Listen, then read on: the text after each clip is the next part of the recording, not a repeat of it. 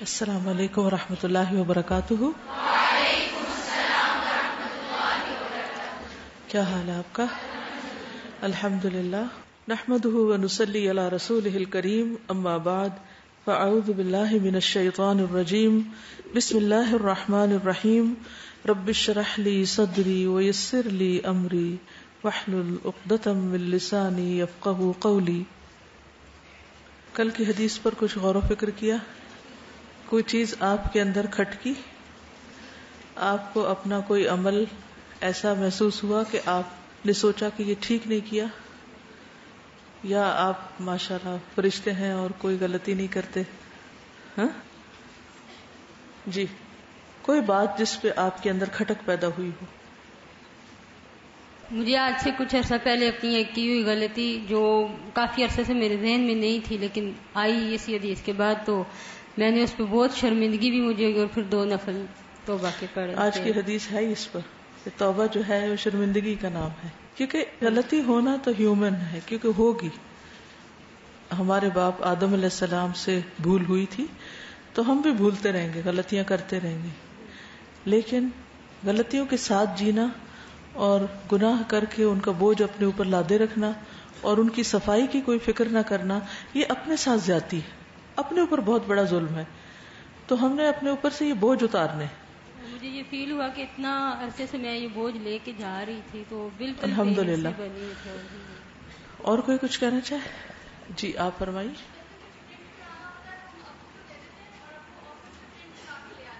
تو پھر آپ نے کیا کیا؟ ابو کو کیا کہا؟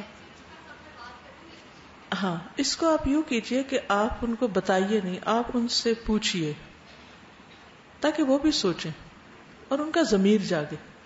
ہو سکتا ہے کہ جب آپ ان کو بتائیں گی کہ یہ غلط ہے، وہ غلط ہے، وہ غلط ہے، تو وہ اس پر افینڈ ہو جائیں کہ ہم نے تمہیں اس لیے قرآن پڑھنے بھیجا تھا کہ تم آ کے ہماری غلطیاں نکالنا شروع کر دو۔ کیونکہ ان غلطیوں کو، یعنی دفتر کی چیز استعمال کرنے کو اور اس کو اپنا ذاتی مال بنا لینے کو کوئی برا بھی نہیں سمجھتا، اس کو کوئی غلط سمجھتا بھی نہیں۔ تو اس لیے ایسی چیزوں پر خاص طور پر توجہ دلانا یہ ذرا مشکل کام ہوتا ہے۔ مطلب جھوٹ بولنا، چوری کرنا، جس کو عرف عام میں چوری کہتے ہیں، وہ سب سمجھ جاتے ہیں، لیکن ان چیزوں کو چوری نہیں سمجھا جاتا، ویسے اس کو ایکسپٹ کر لیا گیا ہے۔ ٹھیک ہے، تو آپ سوال کیجئے، ٹھیک ہے نا؟ کیا سوال کریں گی مثلاً؟ نہیں، جنرلی بس بیٹھے جیسے روز گھر میں باتیں کرتے ہیں، مثلاً انہیں کیا کہنا چاہیے؟ سب سے پہلے کوئی بتائے گا، کوئی سجیسٹ کرے گا کیا کہنا چاہیے؟ ہاں، کیسے سوال کرے، کیسے اس ایشو کو چھیڑیں گھر جا کے؟ جی بالکل، کہ آپ کے آفس کی پالیسی میں، کیونکہ بعض آفیسز میں پالیسی بھی ہوتی ہے، تو میک شور کر لینا چاہیے کہ کیا کوئی پالیسی ایسی ہے، کیا آپ کے آفس کی پالیسی میں ہے یہ کہ ہم لوگ ذاتی چیزیں پرنٹ کرا سکتے ہیں۔ سب سے پہلے آپ یہ بتا سکتے کہ مجھے ایک چیز پرنٹ کرانی ہے، تو مجھے خیال آ رہا ہے کہ کیا آفس کی پالیسی میں ہے یہ بات، ایسے کر سکتے ہیں ہم؟ یعنی اس کو بہت نیچرل وے میں آپ لے کے چلیں، تاکہ وہ یہ نہ سمجھے کہ آپ ان کو کوئی، کیونکہ بعض اوقات پتہ کیا ہوتا ہے، ہم ایک سیدھی سی بات بھی کرنی ہوتی ہے تو اس کو بھی ایک ڈرامائی انداز میں کر لیتے ہیں، یا ایک دھوکے کے انداز میں وہ بھی کر رہے ہوتے ہیں۔ تو وہ بھی نہیں کرنا کہ ہم دوسرے کو بے وقوف بنا رہے ہیں، نعوذ باللہ، یہ بھی نہیں سوچ ہونی چاہیے۔ صرف کیا نیت ہونی چاہیے؟ انتہائی خیر خواہی کی، اور اس بات کی کہ بینیفٹ آف ڈاؤٹ دیں نا دوسرے کو بھی، اور ہو سکتا ہے کہ ہم ہی غلط ہوں، وہ پے کرتے ہوں وہاں جا کر۔ باپ ہر چیز تھوڑی بتاتے ہیں کہ میں پے کر کے آیا ہوں، یا یہ کہ ہو سکتا ہے کہ آفس کا پرنٹر ایسا بھی ہو کہ جہاں پر آن پیمنٹ چیزیں ہوتی ہوں، یا کچھ آفیسز ایسے ہوتے ہیں کہ جہاں پر وہ الاؤ کرتے ہیں کہ آپ کر لیں جو کرنا چاہتے ہیں۔ تو اس صورت میں پہلے دل کو اپنے دوسرے کے لیے صاف کریں اور پھر سوال کریں، کہ جب ہم بدگمانی سے سوال شروع کرتے ہیں نا، اس کا پھر نیگیٹو امپیکٹ آتا ہے، اس سے مسئلہ نہیں حل ہوتا۔ ٹھیک ہے، کل ہم نے بات کی تھی کہ اخلاق جو ہے وہ معاملے کا نام ہے، عادات کا نام ہے، مینرز ہیں، ایٹیکیٹس ہیں، باہمی سلوک اور برتاؤ ہے۔ ٹھیک ہے، تو یہ 2 لفظ اور لکھ لیجئے، باہمی سلوک جو ہم انسانوں کے ساتھ ایک سلوک کرتے ہیں، اور برتاؤ کیسے برتاؤ کرتے ہیں۔ اور پھر نہ صرف یہ کہ انسانوں کے ساتھ بلکہ حیوان ہوں، چیزیں ہوں، جو بھی ہمارے دائرہ کار میں چیزیں آتی ہیں ان سب کے ساتھ۔ مثال کے طور پر اگر آپ لکھ رہے ہیں اور لکھتے لکھتے آپ کا قلم رک گیا ہے تو آپ کا ری ایکشن کیا ہوگا؟ عموماً کیا ہوتا ہے؟ چلو اس طرح بھی کرتے ہیں، لیکن لوگ ساتھ اپنا منہ اتنا برا بناتے ہیں، یعنی کہ وہ اتنا برا منہ بنا کے پین چھڑک رہتے ہیں، ساری غلطی اس کی ہے نا. بعض لوگ تو مارنا شروع کر دیتے ہیں، اس کو ٹھکورنا شروع کر دیتے ہیں. بعض لوگ کیا کرتے ہیں، اٹھا پھینکتے ہیں اور پھر دوسرا نکالتے ہیں.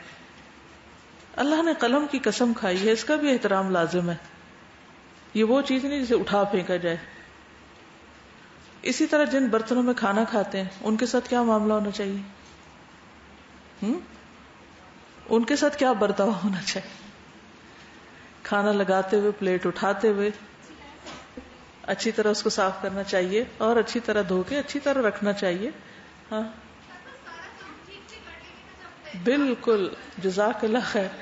یعنی کہ سب کچھ ٹھیک کر لیں گے، لگاتے اٹھاتے بھی بہیو کر لیں گے، لیکن جب دھو رہے ہوتے ہیں تو سوئے ہوئے لوگ بھی گھر میں اٹھ جائیں، اس وقت ہم سارے مینرز بھول جاتے ہیں اور ایک کے اوپر ایک پٹک رہے ہوتے ہیں. اور اس کا نقصان کیا ہوتا ہے؟ کچھ تو ٹوٹ بھی جاتے ہیں مسکین اس میں سے، اور کچھ کا رنگ خراب ہو جاتا ہے.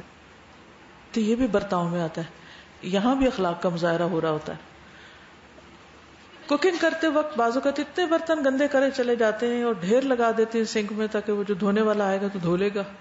کتنے پانی کا ضیاع، اس کے وقت کا ضیاع، اور بہت سی چیزیں. جب غصہ آ رہا ہو تو ہم جب انسانوں پہ نہیں نکال سکتے تو پھر ہم برتنوں پہ، دروازوں پہ اور مختلف چیزوں پہ نکال لیتے ہیں، جو سامنے آ جائے اس پہ نکال لیتے ہیں. یعنی بعض اوقات برتن بھی دھو لیتے ہیں لیکن اس کے بعد نہ وہ سنک کلین کرتے ہیں، نہ اسپنج کلین کرتے ہیں، نہ جس میں لیکوڈ رکھا ہو یا صابن برتن میں رکھا ہو، اس کا تو کوئی حق ہی نہیں نا کہ اس کی طرف توجہ کی جائے. تو اصل میں تقویٰ اسی چیز کا نام ہے کہ ان چھوٹی چھوٹی چیزوں پر بھی نظر ہو. اصل میں بات یہ ہے کہ اخلاق جو ہے نا وہ ہماری شخصیت کو ظاہر کرتا ہے کہ ہم کون ہیں، یعنی ہماری کیا پہچان ہے. ٹھیک ہے نا؟ مثلا آپ دیکھیے کہ پھول کا حسن کس چیز میں ہوتا ہے؟ اس کے رنگ یا خوشبو میں. دریا کا اس کی روانی میں. اگر وہ کھڑا ہو جائے تو کیا ہو جاتا ہے؟ مچھر اوپر سایہ کر لیتے ہیں اس کے، خوبصورت نہیں رہتا وہ. اسی طرح باغ کا ہریالی اور کیا اس میں پھول وغیرہ ہوں. ٹھیک ہے نا؟ اسی طرح انسان کا بھی ایک حسن ہوتا ہے نا. تو ہم عام طور پر وہ حسن کیا سمجھتے ہیں؟ اچھا لباس، میک اپ. حالانکہ انسان کا اصل حسن کیا ہے؟ اس کا اخلاق. ٹھیک. تو ہمارے دین میں اخلاق ایک طرح سے انسان کو بیوٹیفائی کرتا ہے. اور یہاں اس حدیث میں آپ دیکھیں کہ البر حسن الخلق، نیکی کیا ہے؟ حسن خلق میں، برتاؤ میں، سلوک میں. اور اس کے لیے اصول کیا دیا گیا تھا کہ جو اپنے لیے پسند ہو وہی دوسرے کے لیے کریں. تو جیسا اخلاق ہوگا اس انسان کی اتنی قیمت ہوگی، اس کی دوسروں کے دل میں اتنی ہی رسپیکٹ ہوگی جس درجے کا یا جس قسم کا اس کا اخلاق ہوگا. لو انفقت ما فی الارض جميعا ما الفت بین قلوبہم. زمین بھر بھی سونا کوئی خرچ کر ڈالے نا تو دلوں میں محبت نہیں پیدا کر سکتا. بعض کپل آپ نے دیکھو گا بڑے غریب ہوتے ہیں لیکن ان میں بڑی محبت ہوتی، اور بعض ملینئر ہوتے ہیں، دونوں کما رہے ہوتے ہیں لیکن آپس میں ایک دوسرے کے دشمن، نفرتیں. فرق کس چیز کا ہے؟ ایک جھونپڑی میں رہنے والی عورت خوش ہے، ایک محل میں رہنے والی خوش نہیں ہے. کیوں؟ فرق کس چیز کا ہے؟ اخلاق کا ہے نا، بول کا ہے نا، معاملے کا ہے، برتاؤ کا ہے. اور نبی صلی اللہ علیہ وسلم نے سب سے زیادہ اچھے اخلاق والا کس کو قرار دیا؟ جو اپنی بیوی کے ساتھ، جو اپنے گھر والوں کے ساتھ اچھا کرنے والا ہو. کیونکہ باہر تو سبھی اچھے بن جاتے ہیں، اور اس کے لیے سب سے پہلی پہچان جو ہے نا وہ انسان کی شخصیت کے ایک انداز یا پھر زبان ہوتی ہے. یعنی ایک شخص دیکھنے میں کتنا بھی سچ بن کے بیٹھا ہو، جو ہی زبان کھولے گا پتہ چل جائے گا کہ کتنی قیمت کا بندہ ہے، کیا ہے اس کے پلے میں. تو بات یہ کہ نیکی کا جذبہ ہر ایک کے اندر ہوتا ہے. نیکی کا جذبہ ہر ایک کے اندر ہوتا ہے، اور ہر شخص چاہتا ہے کہ نیکی کرے، لیکن نیکی نام کس چیز کا ہے؟ اچھے معاملے کا. پھر نیک وہ ہے، ٹھیک ہے نا. تو ہم عموماً کہتے ہیں فلاں بہت نیک ہے، تو کیا کاؤنٹ کرتے ہیں نیک میں؟ یا ہم اپنے لیے دعا مانگتے ہیں یا اللہ میں نیک بن جاؤں، تو مائنڈ میں کیا ہوتا ہے؟ بیک آف مائنڈ کیا چیز ہوتی ہے؟ زیادہ نماز یا زیادہ تلاوت یا زیادہ ذکر اذکار یا زیادہ یعنی عبادت کی چیزیں ہوتی ہیں. کبھی ہمارے اصل میں ذہن میں بھی یہ نہیں آیا کہ اگر ہمارا اخلاق اچھا ہوگا تو ہم زیادہ نیک بن جائیں گے. یہ بھی نیکی ہے. جبکہ نبی صلی اللہ علیہ وسلم نے کیا فرمایا؟ البر حسن الخلق، نیکی حسن خلق ہے. اور سب سے زیادہ جنت میں لے جانے والی 2 کوالٹیز ہیں، ایک حسن اخلاق اور دوسرے تقوی. یعنی ایک کا تعلق انسان کے اندر سے اور ایک کا باہر سے، دل میں اللہ کا ڈر ہو اور ظاہر میں پھر اس کا مظہر یعنی نظر آئے. نبی صلی اللہ علیہ وسلم کی زندگی سے ایک چھوٹی سی مثال کہ آپ برتاؤ کیسے کرتے تھے، معاملہ کیسے کرتے تھے. وہ مشہور واقعہ یاد ہے نا، جب آپ ایک درخت کے نیچے آرام کر رہے تھے، تلوار لٹک رہی تھی، تو ایک شخص آیا اپنے قبیلے سے نکلا اس ارادے سے کہ میں آپ کو قتل کروں گا. تو اس کی تو موج ہوگی، تلوار اس نے اٹھا لی اور کہا کہ بتاؤ اے محمد صلی اللہ علیہ وسلم تو میرے ہاتھ سے کون چھڑائے گا؟ تو آپ نے کیا فرمایا؟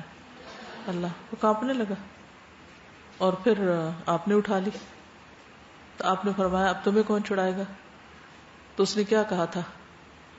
کن خیر آخذن، کن بن جاؤ خیر بہترین آخذن لینے والے، یعنی جو تلوار پکڑنے والے ہیں ان میں سے تم سب سے بہترین بن جاؤ. ایک طرح سے ایک انداز تھا کہ مجھے معاف کر دو، یعنی اس تلوار کو میرے اوپر نہ اٹھاؤ. ہوتا ہے نا بعض محاورے ہوتے ہیں زبان کے اندر، کن خیر آخذن. تو نبی صلی اللہ علیہ وسلم نے کیا کیا؟ کہا جاؤ تمہیں معاف کیا. اس شخص کا نام غورس بن الحارث تھا. وہ واپس گیا اپنے قبیلے میں اور اتنی تعریف کی نبی صلی اللہ علیہ وسلم کی، خود بھی مسلمان ہوا، پورا قبیلہ مسلمان ہو گیا. یہ کیا تھا؟ برتاؤ. اب آپ سوچئے کہ آپ کے پاس کوئی آتا ہے، ریسپشن میں انٹر ہوتا ہے، آگے اس کو ملتے ہیں، آپ کھڑے ہیں ڈیوٹی پر، ذمہ داری آپ پر، اتنا بوجھ ہے، سویر سے کھڑے ہیں، نہ آپ نے کھایا نہ پیا ہے.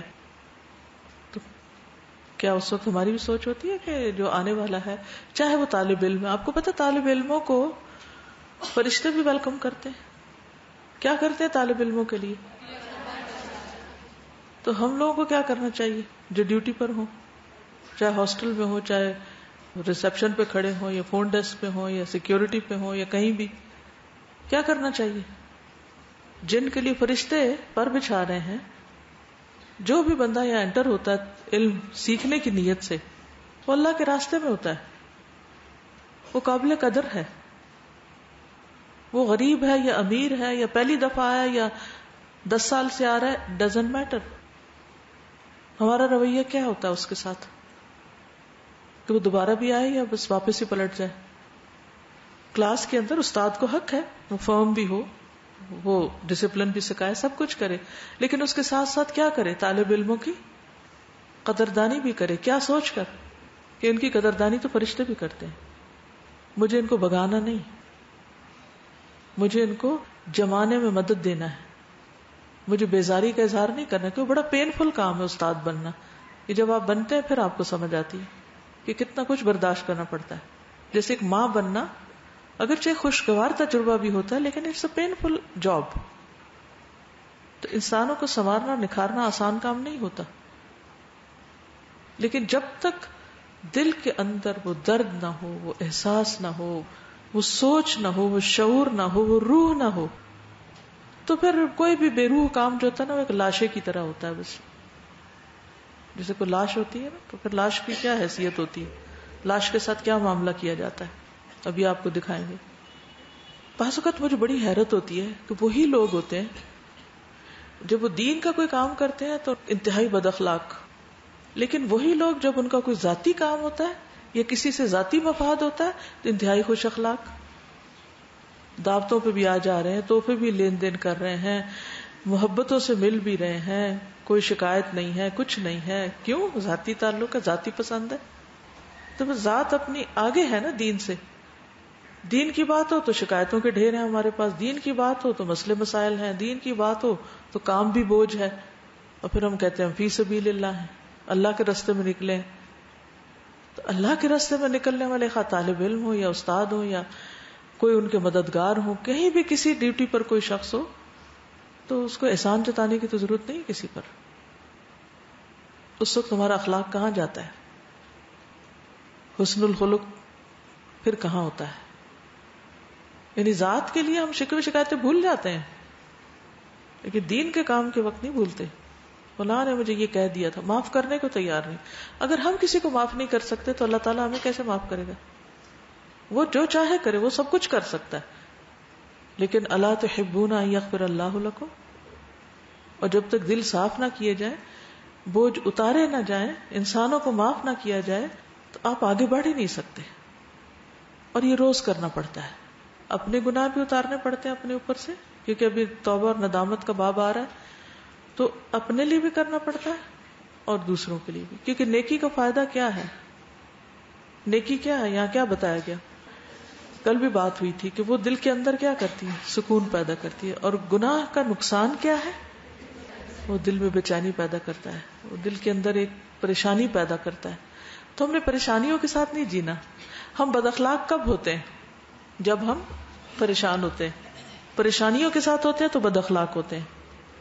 جب پریشانیاں اور گناہ کے بوجھ ہم اتار دیتے ہیں توبہ کر کے اور دوسروں کو معاف کر کے، تو خود بخود ہمارے اندر ایک اخلاقی قوت اور ایمان پیدا ہونے لگتا ہے. پھر تو یہ بہت ضروری ہے کہ ہم سب اپنے فائدے کے لیے، کسی کے لیے نہیں. کیا اگر ہم اچھے اخلاق کے ہوں گے تو کسی کو کیا ملے گا؟ اور اگر ہم اچھے کام کریں گے، اچھے طریقے اختیار کریں گے، توبہ کریں گے، تو کسی کو کیا فائدہ ہوگا؟ ہمیں ہی فائدہ ہوگا نا. یہ جو کل ہم نے نیکی اور گناہ کا بھی پڑھا ہے، تو مجھے جو سب سے زیادہ جس چیز نے ہٹ کیا وہ یہ کہ اتنی عمر میں یہ سمجھتی رہی کہ یہ جو لوگوں کے فائدے کے جو چھوٹے چھوٹے کام ہوتے ہیں، کسی کو کوئی فائدہ پہنچانا، کسی کو کوئی، تو یہ کوئی ہم دوسرے پہ کوئی احسان کر رہے ہیں، نہ وہ اپریشیٹ کر رہے ہیں، نہ وہ دیکھ رہے ہیں، اس کو کوئی پتہ نہیں ہے میں کس درد میں ہوں، تکلیف میں ہوں. سارا وقت اس ریزنٹمنٹ میں ہم رہتے ہیں. یعنی دین کا کام کرتے ہوئے بھی ہمیں یہ ریزنٹمنٹس ہوتی ہے نا کہ ہم اتنی دیر سے کھڑے ہیں، کوئی ہمیں اپریشیٹ نہیں کر رہا اور یہ ہمیں تنگ کر رہے ہیں یا اس طریقے سے. حالانکہ کل مجھے پتا چلا کہ جو کچھ بھی ہم یہ کر رہے ہیں، چھوٹا چھوٹا یا جو کچھ بھی کر رہے ہیں، ہم اپنے لیے کر رہے ہیں، اور دوسرے کا ہمیں نہیں پتا کہ وہ بھی کس پین سے گزر رہا ہے یا کس ٹربل سے گزر رہا ہے. تو پورا ایسا لگتا ہے جیسے پورا مائنڈ ہی چینج ہو گیا، اور یہ مائنڈ چینج ہونا ہی اصل میں پرسنالٹی کی چینج کی ابتدا ہے. بالکل. اوکے، جزاکم اللہ خیرا. سبحانک اللہم و بحمدک، اشہد ان لا الہ الا انت، استغفرک و اتوب الیک. السلام علیکم و رحمۃ اللہ وبرکاتہ.